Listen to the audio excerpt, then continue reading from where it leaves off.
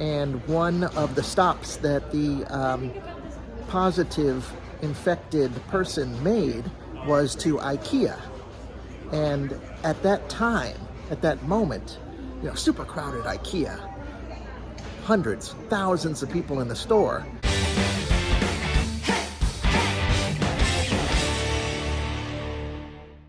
If I've picked up any useful information in my month in Pittsburgh, it's that if you want to go shopping, go when the Steelers are playing. Summer and I have this running joke that I should furnish my house to look exactly like our apartment in Wuhan, China. It started when I told her that I want to get our exact air fryer from the kitchen and our exact combination pot, wok, steamer that we use. So we did. Those are the only kind of house things that I took back when I returned from China.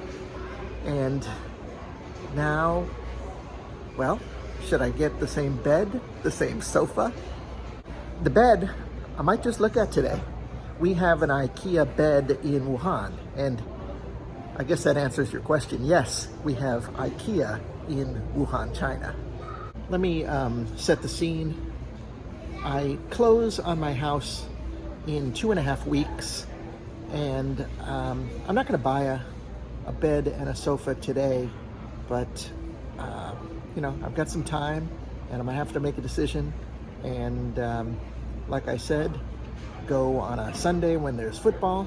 There's really very few people here, which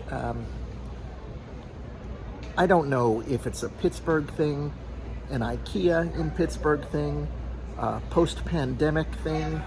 I've lived in China for the last 6 years, so all I know is that in my memory, IKEAs are just ridiculously crowded every time I've ever been one. And don't even think of going to one in China. Oh my God. Oh, that reminds me of a funny story from IKEA in China, in Wuhan. The story has to do with all the ridiculous rules and regulations that we lived under for 2 or 3 years in Wuhan and, basically throughout China. But let me see if I can simplify it, because there's a lot of rules and restrictions.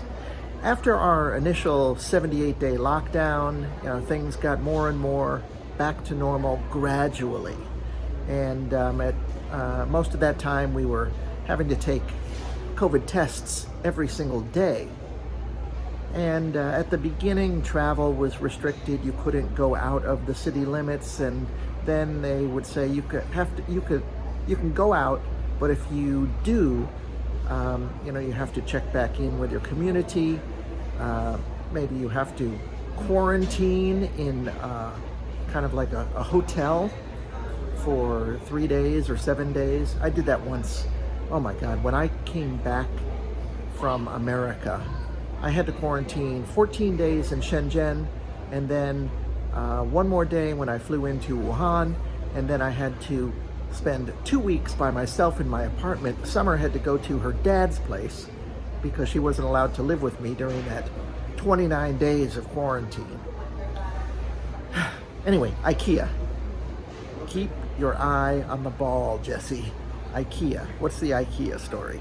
During this time of travel restrictions, if somebody did test positive for COVID, whether they were sick or not, the whole city would get into this giant frenzy. So we got these detailed itineraries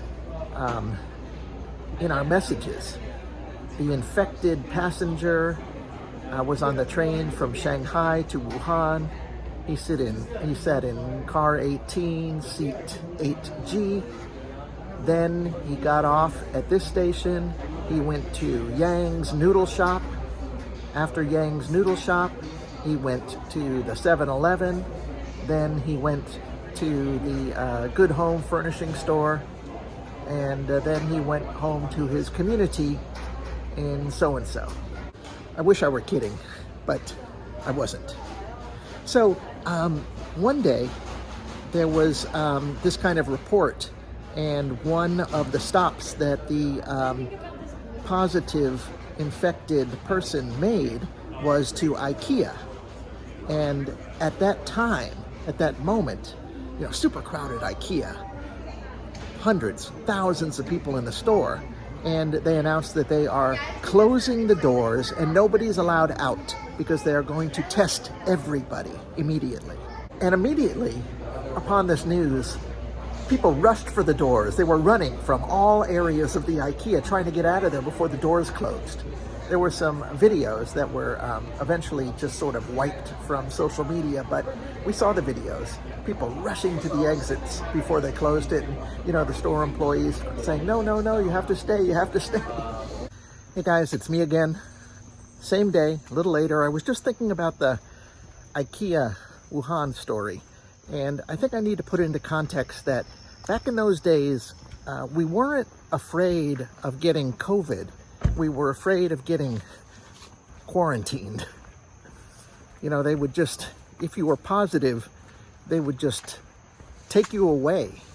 They would take you away either to some kind of a dormitory or hotel or something like that for 14 days.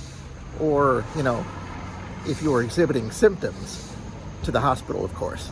But yeah, so we weren't afraid of the actual illness. Nobody wanted their life disrupted, and yet that was how we were living. And the bulk of the people, the unlucky ones, they had to stay in the store. They got their test again. They were all released. In the end, the guy who was infected was not symptomatic. It was just a fun time in Wuhan. Glad that is over. I really love that story, and I hope you did too. But back to the real reason I'm here. This bed behind me, it's either similar or exact to the bed we have. The fake wood in our bed is, it's white, but I'm sure they have that option. And there are pros and cons to this. I mean, it's great for two reasons. One, there's extra storage space, of course, underneath. And two, that dust and everything, all kinds of dirt, and you don't lose socks and whatever underneath it. So those are the positives.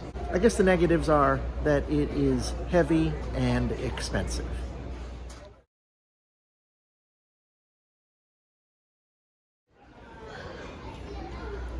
Another thing I like about this bed from our home is that it sits up high. It's a lot higher than the similar frame without the storage space under, which sits lower. Let me see if I can get a comparison photo.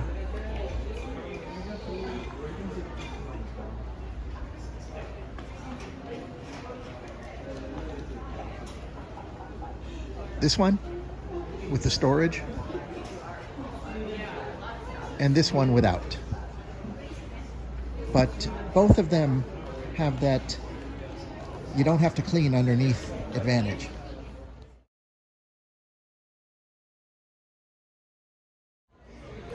Actually, our bed in Wuhan sits even higher than that one because we got the firmest of the firm, which ended up being the heaviest of the heaviest and the biggest of the biggest. So it's even higher.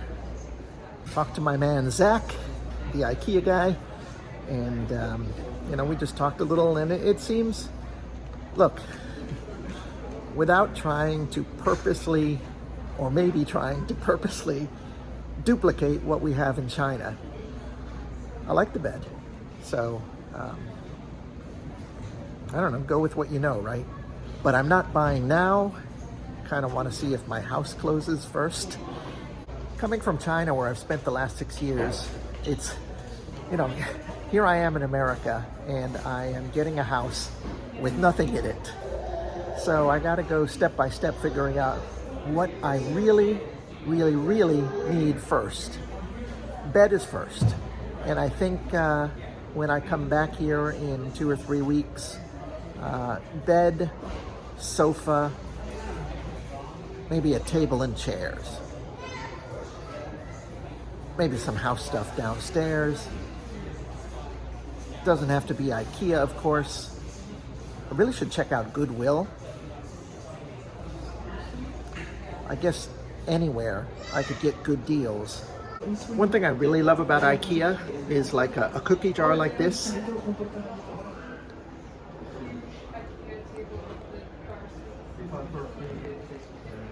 Same thing with the coffee beans. And the pets.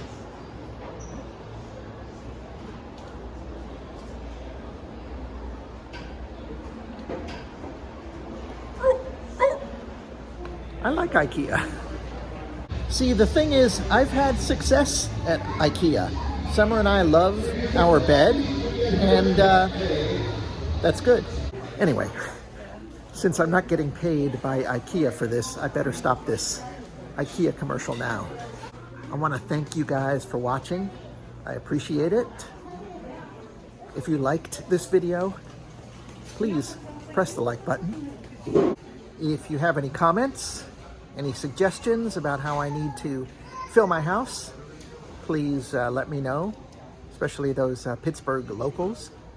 Finally, if you haven't already subscribed to my channel, subscribe. All right, catch you later.